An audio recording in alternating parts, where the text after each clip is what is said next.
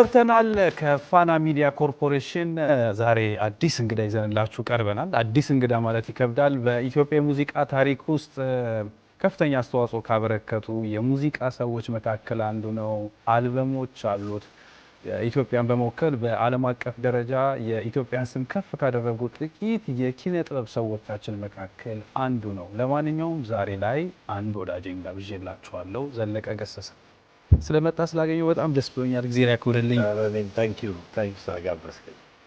በእርግጥ ለአንተ ሾው አዲስ አይደለም። አዎ አይ ቤቴን ገና እየተገነባን ብዙ አድርገናል። እዚህ በአንዱ ሳይድ አንድ አራት ሶስት ጊዜ አድርገናል። በኢንቫይሮንሜንት ላይ አድርገናል፣ በደን ጥበቃ ላይ፣ በዚህ በሌላም በሙዚቃውም በሙዚቃ የሚወጣ ጊዜ አንድ ነን የሚለውን ዘፈን መተን ፕሮሞት አድርገናል። ብዙ ነው የጨቀጨኩ። አዎ ችግር የለው ለህዝብ ነው አይደል እንዴ? እንዲያውም ቅድም ላይ በአንድ አጋጣሚ እያወራን ዓለም አቀፍ ሾዎች ላይ የመቅረብ እድል ነበረ። ብዙ አንድ አጋጣሚ የዴቪድ ሌተርማን ሾው ላይ እዛ ሄድክ? አዎ ብዙ እንደዛ አይነት የአርሴኒዮ ሆል ሾው፣ ዴቪድ ሌተርማን ሾው፣ ዴቪድ ብረነር ሾው ትልልቆቹ ላይ ቀርበናል እና ኮሚክ ፓርቱ ምንድነው? ቅድምም አሁን በእውነት አሪፍ አድርጋችሁታል። ግሪን ሩም ነው የሚባለው ባይ ዘ ዌይ። እናንተ የቢዩቲ ሾፕ ብላችሁት እና ኒውዮርክ ነው እና ከመንገድ ነው ከቱር ነው በባስ መተን በፍጥነት ነው የገባ ነው እና ስንገባ አዩን እና ፈረንጆቹ ግሪን ሩም አስገባቸው አሉ። ዚጊ ማርሌ ነው የኛ መሪ እንግዲህ ባንድ ሊዶ ዛክ እኛ ሜካፕ አናረግም አንተ ግባ አለኝ። እኔ ኢትዮጵያዊ ዋልኩት ምንም አያስፈልግ እንዲሁ ዝም ብዬ ገባል። ናቹራል መን ብለን ገባልና ሰራን። ሲስቁብን ነበር ፈረንጆቹ። ራሳቸው አገባማሉ ምናምን እንጂ ብዙ ሾው ሰርተናል። በጣም ብዙ ከዴቪድ ሌተርማን ውጪ ሌሎች ላይም ቀርበሃል። አዎ አርሴኒዮ ሆል ማን ነው ደግሞ ያኛው ስሙ ጠፋኝ እባክህ። አርሴኒዮ ሆል፣ ዴቪድ ሌተርማን፣ ዴቪድ ብሬነር አንድ 5-6 ሾዎች ላይ ቶክ ሾው። አንተም ወደዛ የሄድክ ለመሆን ነው ማለት ነው ፕላኑ? ግሎባል አልሆንም ዋይ ኖት አልሆንም። ያ እንደ ጎል ካደረግክ እኮ ይደረሳል። ዋናው ማለሙ ነው። ከሎካል ሾው ወተን ወደ ዓለም አቀፍ ሾው። ሎካል እኮ አይደለም ናሽናል ነው። አሁን ፋናው ናቸው ዋልታ ፋና ናሽናል ሆኗል። ናሽናል ይልና ኢስት አፍሪካ ይልና ከዛ ግሎባል ይላል። አይቀርም፣ እውነት ነው አይቀርም። በርካታ ጉዳዮችን አውርተንባቸዋል ከዚህ በፊት በነበረን ቆይታና ግን አንድ ጉዳይ ባለፈውም ጋሻ እያሌው መስፍንን እንግዳ ባደረኩበት አጋጣሚ የተነሳ ጉዳይ ነበርና ባንድ ነበረ፣ ምንም ጥያቄ የለውም። ጅቡቲ ላይ ትልልቅ ስራዎችን ሰርታችኋል። ጅቡቲ ላይ ብዙ አጋጣሚዎች ነበራችሁ። ነገር ግን ኤፍሬም ታምሩ ወደ እናንተ ባንድ የመጣበትን አጋጣሚ በተመሳሳይ ጋሻ እያሌው እየነገረኝ ነበረ። እስኪ ስለ እሷ ትንሽ እናውራና ሌላው ላይ እንመጣለን።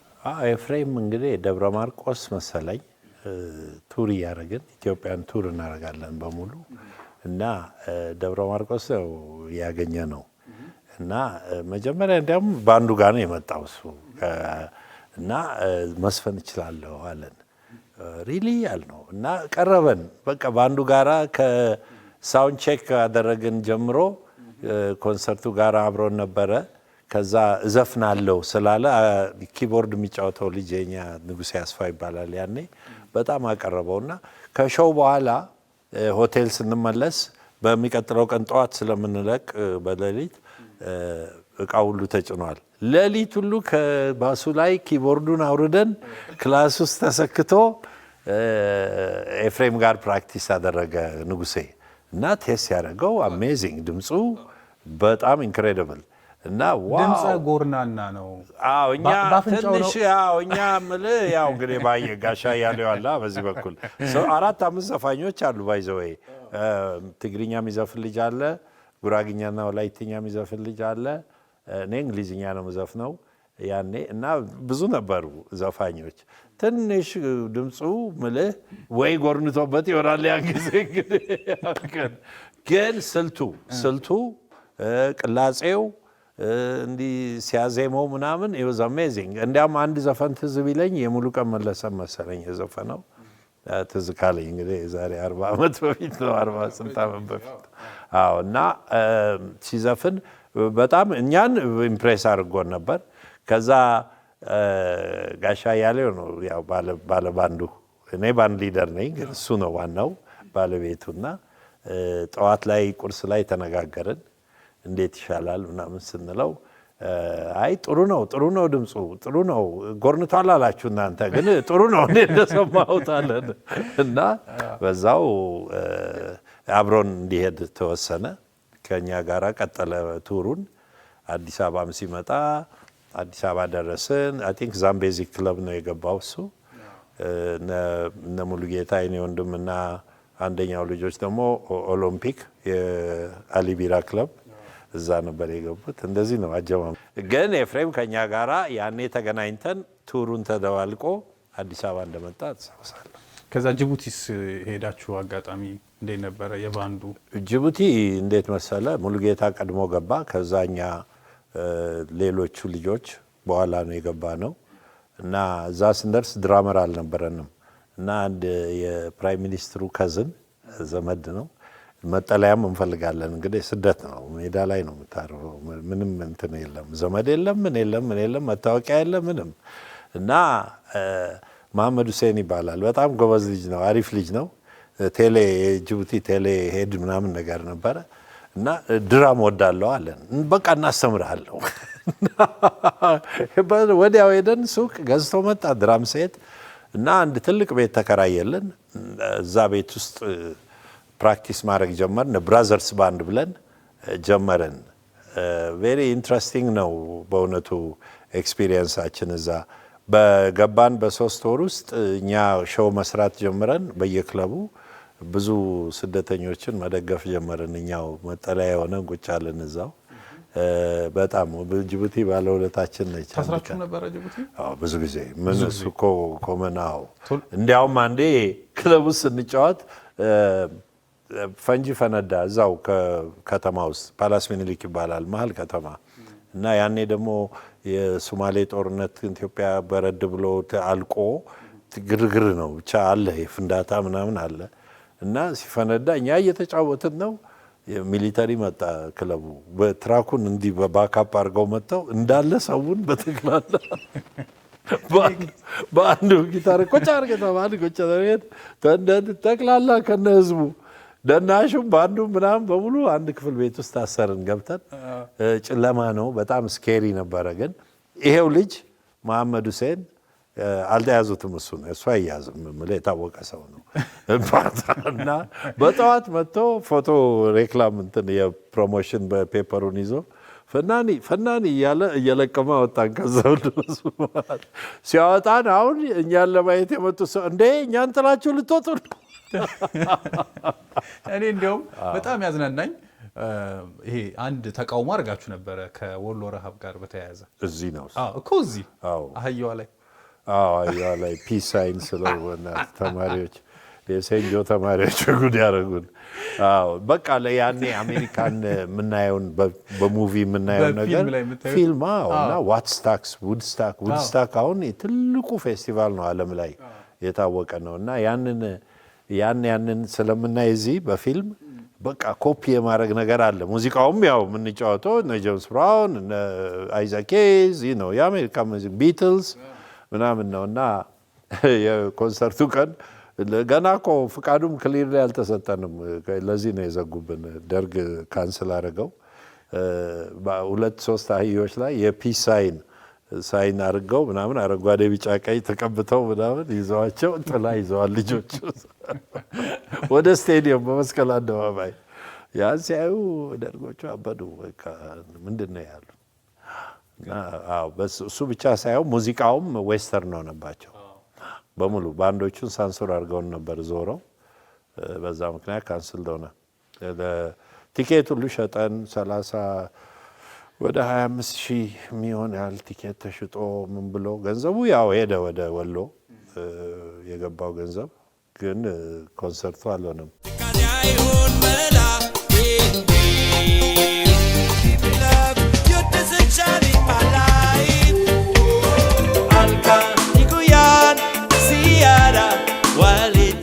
በጣም ብዙ መረጃዎችን ስመለከት አንደኛው መረጃ ምንድነው answerafrican.com የሚል መረጃ ነው።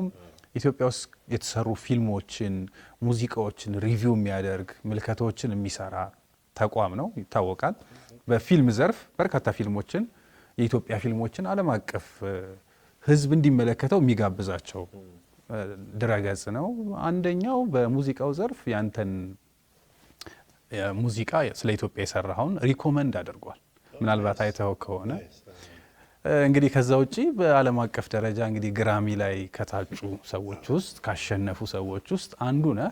ከዛ ውጪ አሜሪካ ውስጥም ክለብ አለ። ለኢትዮጵያዊ የመጀመሪያው ነን ግራሚ ለማሸነፍ እውነት የዳሎል ባንድ ከአፍሪካም ጭምር በአፍሪካም ደረጃ የመጀመሪያው ነን። ያን ያው ለኢትዮጵያም የመጀመሪያ ነን። ሌላው ደግሞ የአሜሪካ ያለ ክለብስ ናይት ክለቡ ሬጌ ክለብ ነው። ሬጌ ካፒታል ኦፍ አሜሪካ ነው የሚባለው። ሲጀመር ትንሽ ነበረ፣ እስከ 300 ሰው የሚይዝ ቤት ነበረ። ብዙ አመት ሰርተ ነው። ያኔ እንግዲህ ከነዚህ ጊም ጋር ሄደናል። ግሎባል በቃ ትልቅ ቺካጎ ውስጥ እንደኛ ባንድ የሚታወቅ አልነበረም። እና አርት ኬሊ ምናምን ገና አልጀመሩም። ያን ጊዜ ነበሩ ግን አልተነሱም። ከዛ ኢቭን ማነው ካኒ ዌስትም የቺካጎ ሰው ነው ታውቃለህ። እሱ ራሱ አሁን እኛ ክለብ ይመጣ ነበር ያንግ እያለ ልጅ እያለ ምንድነው። ከዛ በ90ዎቹ ውስጥ መጀመሪያ አካባቢ አፈረስ ነው እና ያንን ቤት 2 ፍሎር አድርገን ሰራ ነው።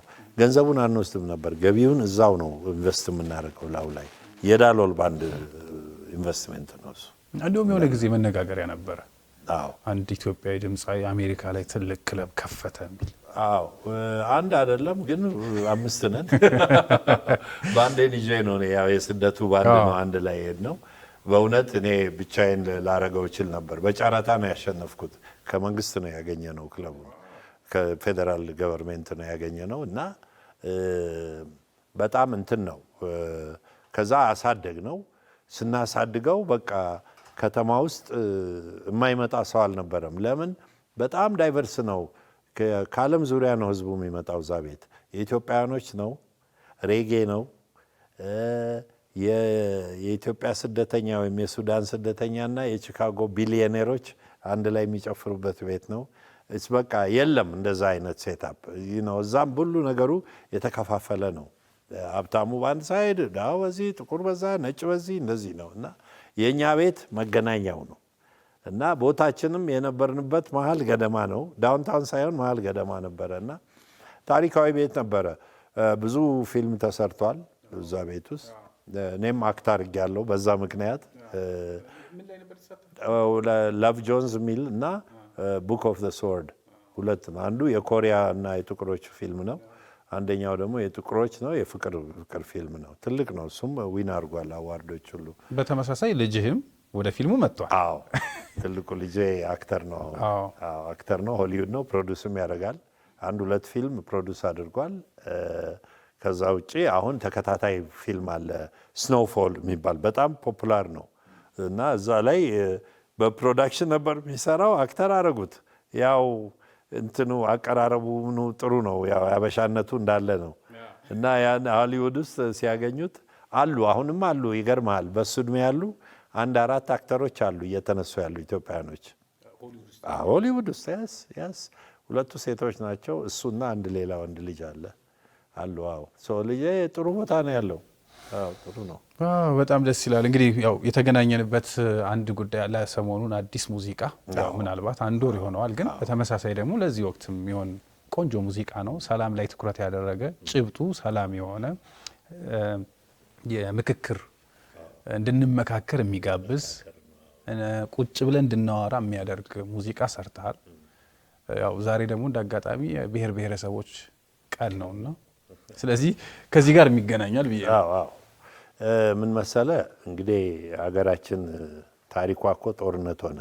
ለብዙ መቶ ዓመታት ብዙ ጦርነት ሆነ እና ይሄ ነገር አንድ እድል እስቲ እኔ ባይ ዘ ዌይ ለብዙ ዓመት ሰርቻለሁ። ድርድር ያስፈልጋል ብዬ በምክክር እንዴት አይፈታም? ይሄ ሁሉ የተማረ ሰው ያላት ኢትዮጵያ እንዴት ነው መነጋገር አቅቶ ነው የምንታኮሰው የሚለው ጉዳይ እውነት ይሄ ኮሚሽን ሳይቋቋምም ከዚህ በፊትም ነግሬያለሁ ይሄን ነገር እኔ ኢኒሺየት አድርጌው እስከ ፌዴሬሽን ምክር ቤት ውስጥ ለ9 ወር ድርድር ነበረ ተፎካካሪ ፓርቲዎችና ኢህአዴግ ጋር እና እኔ ያው ስለ ነገሩን ስለጀመርኩት ታዛቢ ተብዬ በሁለቱም ሳይድ እዛ ቁጭ ብዬ አያቸው ታዘብ ነበረና አምንበታለሁ ሊፈታ ይሄ ችግራችን ለመሰለ ኢትዮጵያውያኖች የሚያቀራርበን ነገር ይበዛል ከሚያለያየን እና ያንን ቁጭ ብለን እኮ በቃ መኮትኮት ነው የሚያገናኘንን ነገር የሚያቀራርበንን ነገር እና ችግሩስ ደግሞ ምንድነው ሊፈታ አይችልም ወይ ብለን ከተነጋገርን ይፈታል ምንም ጥርጥር የለውም ለምን በየብሔረሰቡ አለ ይሄ ባህል ግን አዝ ናሽናል ሆኖ አልተጠቀምንበትም ያ የባህላዊውን እንደ ብሔራዊ ሆኖና ይሄ ኮሚሽን በእውነት ሲቋቋም ሰዎችንም አውቃቸዋለሁ በደንብ አሁን ኮሚሽነር የሆኑትን እነ ፕሮፌሰር መስፍን እኛም ጋር ተጠይቀው ነበር ያኔም እንዲያደራድሩ እነ አምባሳደር መሐመድ ድሪርንም ከዚህ በፊት ሉሲ ወደ አሜሪካ ስትሄድ ሚኒስትር ኦፍ ካልቸር ነው አብሬያቸው ሰርቻለሁ ብዙ ጊዜ እንተዋወቃለንና ማቃቸው ሰዎችም ናቸው እና እንደሚሳካ ባለሙሉ ተስፋ ነኝ በእውነት ይሄ ነገር ለመጀመሪያ ጊዜ ነው እና ብዙ መነገር አለበት የሚዲያው ትልቅ ኃላፊነት አለበት አሁን ለምን እንመካከር በየቀኑ ህዝቡ ሰው ማይንድ ውስጥ መግባት አለበት ይሄ ነገርና ይሄን በማሰብ አንድ ዘፈን አዘጋጀው እና ከሙዙ ካሳ ጋር ነው የሰራ ነው ታንኪዩ ከሙዙ ጎበዝ ልጅ ነው እና አሪቤል የሚባል ግማሽ ጀማይካ ግማሽ ኢትዮጵያዊ ነው እሱም እንደ ፊቸሪንግ ገብቷል ምንድነው ይሄን ዘፈን በድርሻዬ ደግሞ ሲላበርክት ለነሱም ይጠቀሙበት ለክፍለ ሀገርም ሄደው እንዲሁ ስብሰባው እንግዲህ ብሔራዊ ነው በየሀገሩ ነው አሁን እየሰሩ ነው ምን ሆነ መሰለ የዛሬ 7 ወር ለጄ ሕክምና እንደገና ልሄድ ነበር ቺካጎ ዘፈኑ ደርሷል ክሊፕ ለመቅዳት ጊዜ አይኖረንም እና ኦዲዮውን ሰጥቼ ሄድኩኝ እንዲያውም አዲስ አበባ ትዝ ካለህ የላውንች ሲደረግ የአዲስ አበባ አጀንዳ ተሰብስቦ ፕራይም ሚኒስትሩ ባሉበት ሲለቀቅ እዛ ላይ በደንብ ዘፈኑ ወደ 15 ጊዜ ነው የተለቀቀው እዛ አድዋ አዳራሽ ውስጥ እና ታንኪው አሉኝ እነሱም በዚያ አመሰገኑኝ እና ሳስበው እንዴ ክሊፕን ብንሰራ ለከተማው ህዝብ ደግሞ እና ምን አደረግን ክሊፑን ከአርባን የሚሉት ግሩፕ አለ ኩባንያ አለ አዲስ ወጣቶች ናቸው ጎበዝ ፕሮዳክሽን ካምፓኒ ነው እና ቴዲም አለ ዳይሬክተሩ ተነጋግረን እስቲ በልጆች ላይ ይሄ ነገር አዲስ ልጆች ጄኔሬሽን ላይ ይሄን ነገር እናስገባው እንመካከር እንነጋገር ይፈታል ችግሩ እንዲህ አይነት ነገር ይሄን ባህል ለማስተማር ሶ ክሊፑ ሲጻፍ ስክሪፕቱ በልጆች ላይ ነው እንደምታየው ቤዝድ ኦን ልጆች ነው እና ለከተሜዎች ነው እነሱ የጠየቁን አሁንም አለ እየሰራንበት ነው ሞር ኦር ሌስ በየብሔረሰቡ እየዞርን ስንመካከር ያለው ክሊፕ የሚግባበት የሚል አይዲያ መጥቶ እሱንም እንሰራዋለን ይሄ ግን እስከዛ እንዲጫወት አድርገን ለቀነዋል ጥሩ ነው ሙዚቃውም ጥሩ ነው ሜሴጁ ሐሳቡ ዋናው እሱ ነው ምንድነው ክርም ይበጠሳል አጉል ከከረረ ይላል ግጥሙ ላይ ምንድነው ማናችንም የትኛውም ሳይድ ቢያከር ያው ነው መጨረሻው ጥሩ አይደለም ስለዚህ መግባባት ነው መጨረሻው በሚል ነው እግዚአብሔር እንግዲህ ይጨመርበታል የሱ ብሌሲንግ እና ይሳካል እኔ በሙሉ እምነት ነው ያለኝ በችግራችን በንግግር ይፈታል እውነት ነው ባህላችን አለ ስለዚህ እውነት ነው የሙዚቃው አጠቃላይ ሐሳብ ለየትኛውም ችግር መነጋገር መግባባት መወያየት መፍትሄ ነው የሚል ትልቅ ሐሳብን ይዟል ስለዚህ እንነጋገር እናውራ በዚህ ደግሞ በጣም ጥሩ ኖቲስ አርጋል አሁን ህፃኗ ልጅ ባልና ሚስት ሲጣሉ ታስታርቃለች ዋው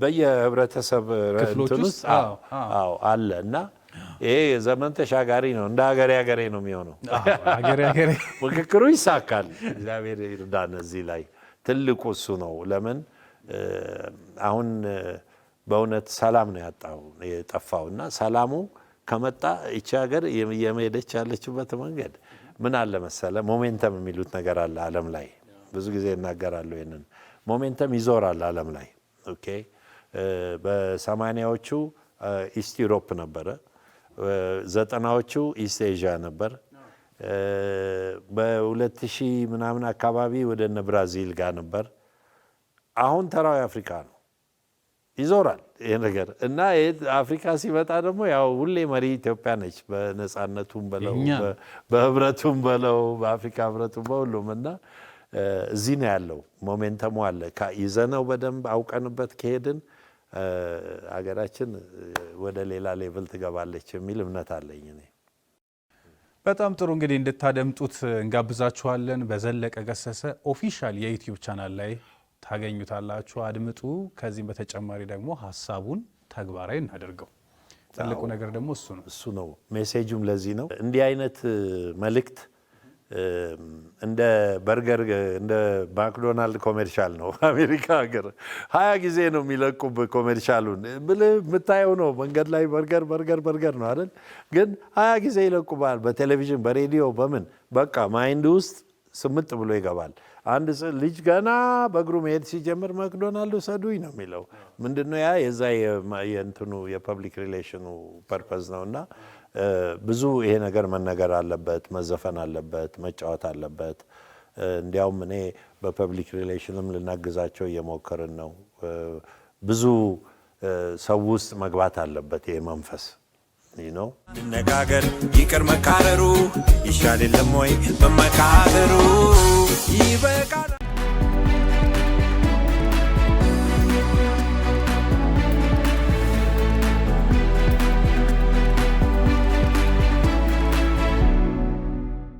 እኔ እንግዲህ ይሄ በግሌ ነው ሌላው ደግሞ በዲያስፖራ ማህበር አለን የኛ የአዲስ አበባ ዲያስፖራ ማህበር ነው የሚባለው ሁሉም ቢዝነስ ኦነሮች ናቸው ተመልሰን ቢዝነስ አቋቁመን ያው ቢሮክራሲውንም ምኑኑ ሁሉንም ታግለን ሰክሰስ የያዝን ቢዝነስ ፒፕል ነንና የአዲስ አበባ ዲያስፖራ ማህበርም ኢትዮጵያ ውስጥ ያሉትን ዲያስፖራ ማህበሮች በሙሉ ሰብስበን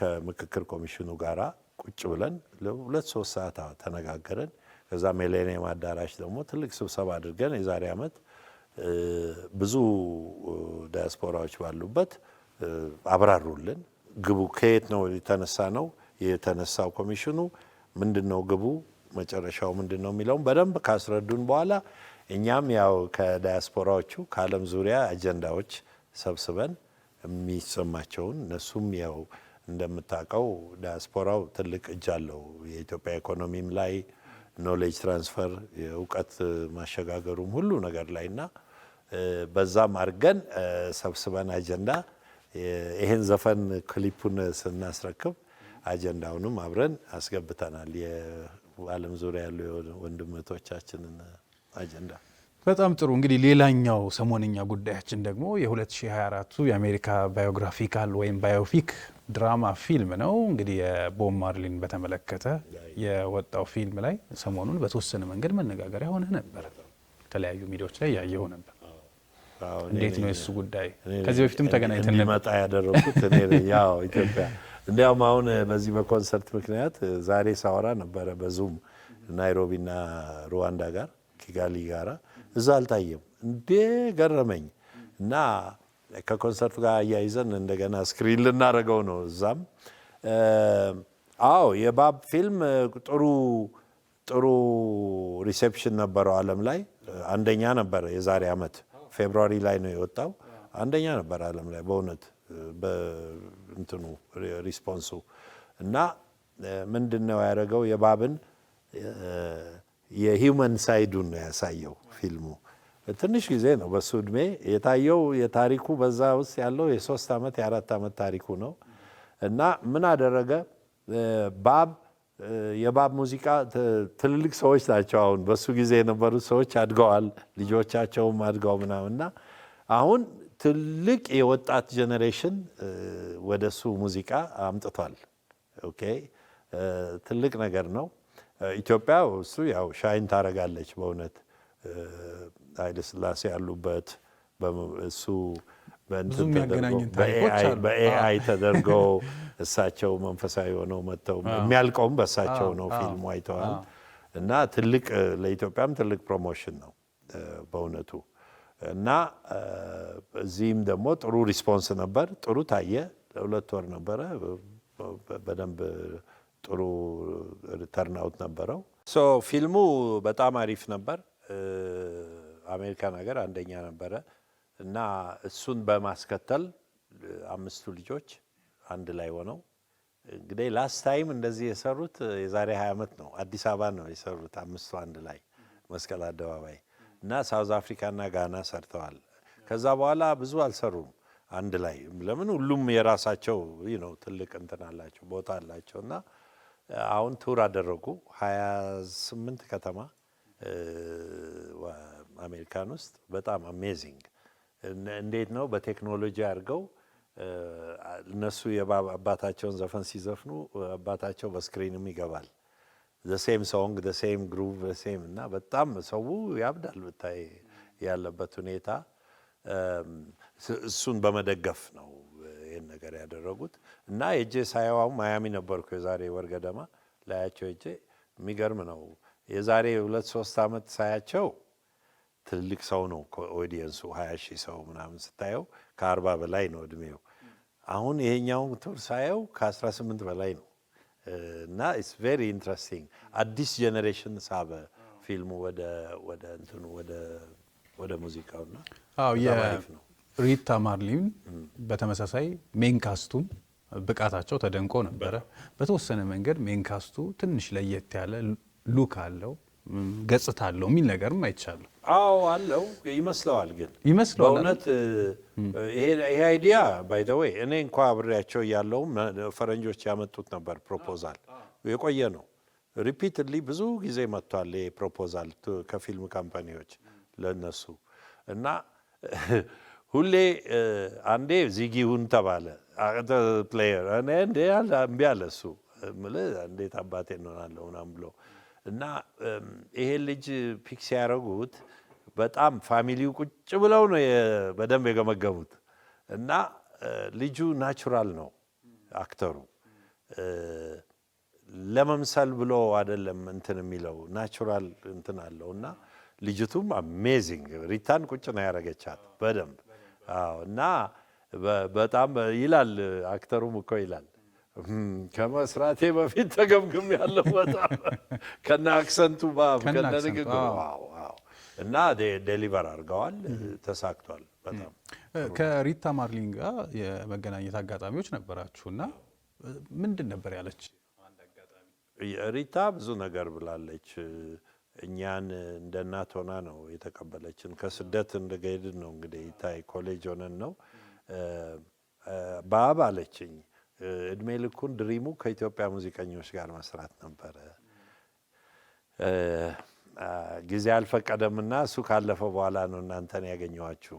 ከ1 ዓመት በኋላ ነው አርፎ የተገናኘ ነው። እና ከሆነ አልቀረ እንግዲህ ልጆቼ ጋር ትሰራላችሁ እና እኔ ካምፓኒ ይፈርማቸዋል። እዚህ ጀሜይካ ነው የምትኖሩት እንዴ? ኮሌጃችንስ ምናምን አልኛ ደግሞ ያኔ ከአፍሪካ እኮ የመጣነው ለትምህርት ነው፣ ትማራላችሁ፣ ተረጋጉ ተባልን። እና እንደ ማዘር ሆና ነው መቼም እኛን ሮያል ትሪትሜንት አድርጋ ነው ያዘርገች። አሁንም ትንሽ አሟታል፣ ስትሮክ መቷት ምናምን በዊልቼር ነች። አግኝቻት ተቃቅፈን በቃ ተላክሰን የተለያየ ነው። በቀደም ማያሚ አለ ሶሎ አለ እንዳለ እናትነቷ ልጆቿም ከበዋት ነው ያሉት። አብረዋት ነው አንድ ኤሪያ ነው የሚኖሩት። እና ሪታ ጥሩ ነች። ፊልሙም ላይ በደንብ አሳየ የእሷን። በተለየ መንገድ ግን ለአንተ በጣም ትልቅ አክብሮት እንደነበራት ሲነገር ነበር። ከዚህ በፊትም አንዴ ነግረኸኛል። አዎ እንዴት መሰለ፣ እኔ ቀርባቸዋለሁ ልጆቹን እና ምን ትለኛለች፣ እኔ ልጆቼን አደራህን ባንድ ሊደር ነገር ነኝ። የነዚህ ጊማርሌ እነ ሜሎዲ ሜከርም እንደ ባንድ ሊደር ነኝና አደራህን የኢትዮጵያ ባህል አስተምርልኝ ልጆቼን። በእናንተ ባህል በኢትዮጵያ ባህል ውስጥ ኦርቶዶክስ ተጠምቀዋል ሁሉም ልጆቿ 6ቱም ከባብ የተወለዱት ያ ባብም እሷም Nobody ever loves me like she do me. Salam lenante yihun. Salam kisau tsagau. Yegiyaw midnesh yehiwot manesha. Rock with me, get with me. Just አባ ይስሐቅ ነበሩ። አባባ ይስሐቅ ነበሩ። አሁን ያረፉት የዛሬ 3-4 ዓመት እንደዚህ። በእሳቸው ደግሞ እሳቸው ናቸው ያጠመቋቸው እና በአባውን እሳቸው ጋር ሲሆን እንደ ልጅ ነው። እሱ ማንንም አይፈራም እንትን ነው ገባ። ግን እሳቸው ጋር ሲሆን በደንብ በስነ ስርዓት ቁጭ ብሎ የሚያረጋቸውን ነገሮች አያረግም እሳቸው ፊት እና ይሄኛውን ታሪክ ብዙዎቻችን ስለማናቅ ዋው በእውነቱ እኔ አሁን እዛ ሆነን ጀሜይካ ያለን 80s ውስጥ እነሱም ገና ሃይ ስኩል ሊጨርሱ እያሉ ሳሉ እሑድ አሁን እንሄዳለን ቸር ሚካኤል ቤተክርስቲያን ኪንግስተን በደንብ ነጠላ ለብሰው በደንብ ስነ ስርዓት እና ከዛ ስንመለስ ያው እንደፈረደብኝ አበሻ ምግብ ሰራለሁ እኔ ነኝ ያለሁት። ኩኩ እኔ ነኝ። ደግነቱ ቬጂቴሪያን ናቸው። ያው ሽሮ፣ ክክ፣ ጎመን ምናምን ነው የምሰራው። እንደዛ ይሰራል። በቃ በደንብ ቁጭ ብለን አንድ ቴብል ላይ ተጸልዮ የሚበላው ምን የሚለውና እግዚአብሔር ይመስገን ያው ጥሩ ቦታ ነው ያሉት አሁን ልጆቹ በሙሉ በእውነት ሰክሰስፉል ናቸው። ሁሉም አግብተው ወልደዋል። እንደዚህ በደንብ ጥሩ ፖዚሽን ላይ ነው ያሉት። እሷም ታውቃለች ይሄንን። በቀደም አሁን ስንገናኝ በቃ ለቅሶ ነው እኔና እሷ። እነዚህ ይስቃሉ ቆሞ እዛ እኮ ልጅ እያለ ነው እሷ እኮ ታመጣችው ጀሜይካ ምናምን እያሉ እና እንደዛ ነው ሪሌሽንሺፓችን። አሁንም ያው ነው ክሎዝ ነው። በተመሳሳይ እናንተ ቤተሰብ ውስጥም ሙዚቃ አለ፣ ምንም ጥያቄ የለውም። ልጅ ሆነን በጣም ልጅ ሆነን ሁሌ አንድ ግሩንዲንግ ቴፕ አለ የድሮ ትልቁ እና ሁሌ ዘፈን አለ ቤት ውስጥ። በቃ ፋዘር ወደ ስራ ሲሄዱ ይከፈታል። ይሄ ማለት ጎሬ እዛ ነው ያደግነው። እና የማዘር ኢንፑት አለ እና በልጅነታችን ነው ሁላችንም። እኔና ሙሉጌታ አብረን ነው የጀመርነው። ሙሉጌታ ባንድ ውስጥም አለ እስከ መጨረሻው። እሱ ሪትም ጊታር ነው፣ ጊታሪስት ነው። እኔ ቤዝ ነኝ። መላከም የሚባል አብሮን የጎሬ ኪቦርድ የሚጫወት አለ። እንደዛ ነው የተነሳ ነው። መሰረቱ ይሄ ነው ሄዳለሁ። የኛ ቤተሰብ እኔና ሙሉጌታ ነን። መኮንን ገሰሳ አለ ትልቁ ወንድማችን ታላቁ። እሱ ደግሞ አሁን አርባን ፕላነር ነው የጆርጂያ ውስጥ አትላንታ ከተማ እና አሁን ጡረታ ወጥቷል። እሱ ቦክስ ጊታር ነበረው እና ቢሰማ አይሆፕ ትሰማለህ አንክል ማክ ሁሌ ስለኔ አትናገሩም በኔ ጊታር ጀምራችሁ ይለናል ሁሌ። ዛሬ ተናግሬያለሁ። ይሰማልኝ። ቦክስ ጊታር ነበረው እሱና ሃይ ስኩል እያለን በደንብ ከሱ ጋር በሱ ቤት እንዲያውም የሰማሁት በ11 ዓመቱ ነው ሙዚቃ ዘለቀ ገሰሰ የጀመረው። 11 ዓመቴ ድራማ ውስጥ ካስቶንኩኝ። ክረምት የአዲስ አበባ የመጡ ተማሪዎች ይመለሱና እንዲያውም አቶ አቦና አሻግሬ አሁን ቲያትር ስኩል አስተማሪ ነው፣ እዚህ ፕሮፌሰር ነው። እሱ የጎሬ ልጅ ነበር እና በጣም አክቲቭ ነው በቲያትር። ያኔም ይገርማል የተፈጥሮ ስጦታ አለው ማለት ነው። እሱ ነው ካስት ያደረገኝ እኔን እና ምንድነው የቤቱ ሰራተኛ ነው ካራክተሬ እና ስታዘዝ በቃ መስፈን ነው። ዘፈኖች አሉኝ የተሰጠኝ እየዘፈንኩ ነው። ሜሴጅ አለው ዘፈኑ ኦፍ ኮርስ። እና ዘፈኑ ምንድነው የቤት ሰራተኛ አቢዩዝ እንዳይደረግ ምናምን ነው። አላውቅም በዛ ጊዜ መስፈኔና ቅላጼና ኪው ምናምን ልክ መሆኑ ነው። እና በዛ በእውነት ኔክስት ዴይ ቲያትሩ ከታየ በኋላ ሱፐር ፌመስ ሆንኩ ከተማ ውስጥ። ፌመስ በቃ ሰው ሁሉ ጉቻል እና የማላ አልኩኝ እንዴ የማሪፍ ነው ብለን ከዛ ሚሽን አለ ጎሬ ሚሽን የመካነ ኢየሱስ። እዛ ደግሞ ፒያኖ ምናምን ያስተምሩ ነበረ። እዛ ቀጠልን በዛ ይዘን ከዛ ወደ አዲስ አበባ ስንገባ ነው እንግዲህ ባንድ የተጀመረው 9ኛ ክፍል። የመጀመሪያው የባንዱ ስያሜ ምን ነበር?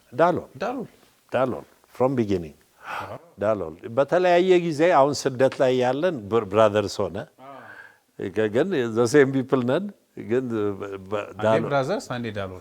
አዎ ዳሎሎ ሆነ። አዲስ ቺካጎ ስንገባ ግን ዳሎሎ ሆነን ነው በደንብ በቃ ወደ ማርሌ ፋሚሊ ብዙ ቦታ ኦዲሽን ዶና ሞታውን ሬከርድ ሄደን ታይተናል። አትላንቲክ ሬከርድም እንደዚሁ ታይተናል። ግን ያው የባብ ቀረበና እነሱ ወሰዱን። Lots of things to celebrate in peace and happiness.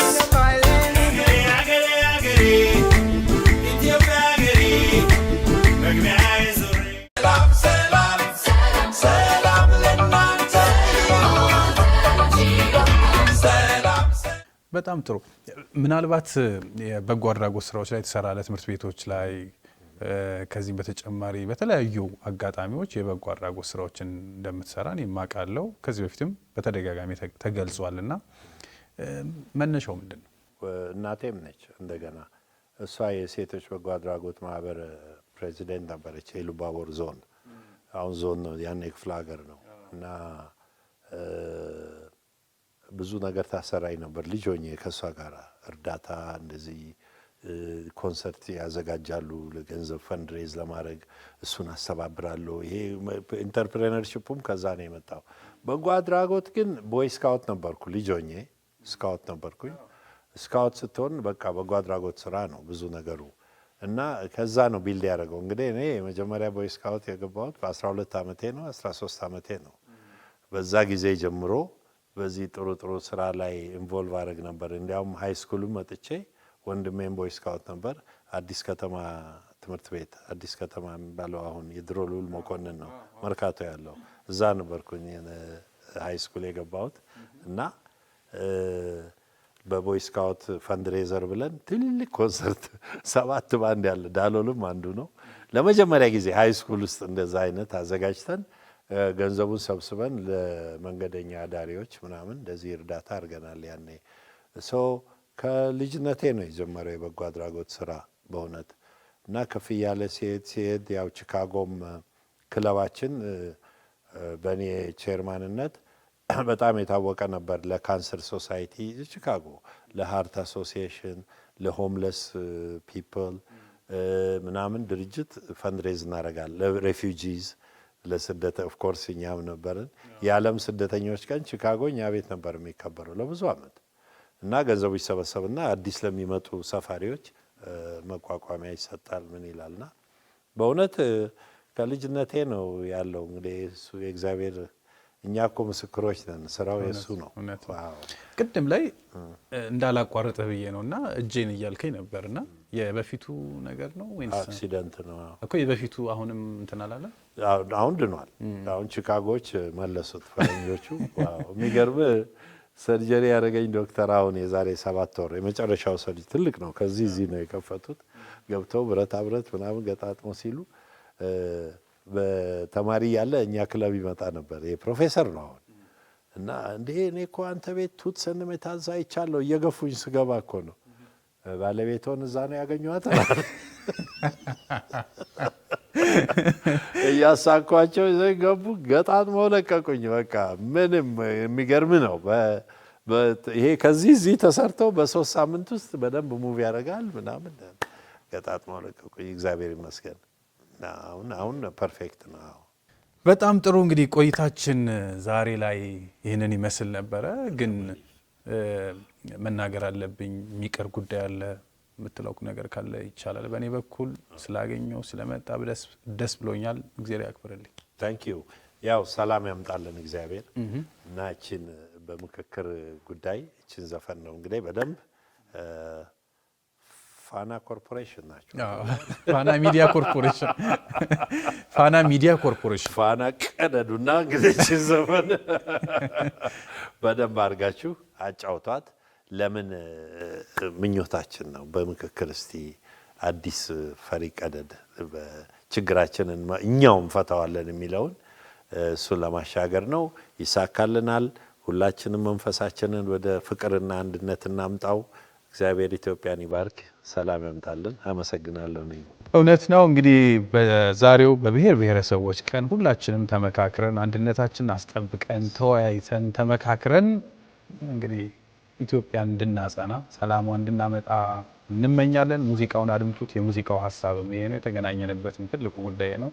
በድጋሚ በጣም ነው የማመሰግነው። ዜራ ይመልሰግናለሁ።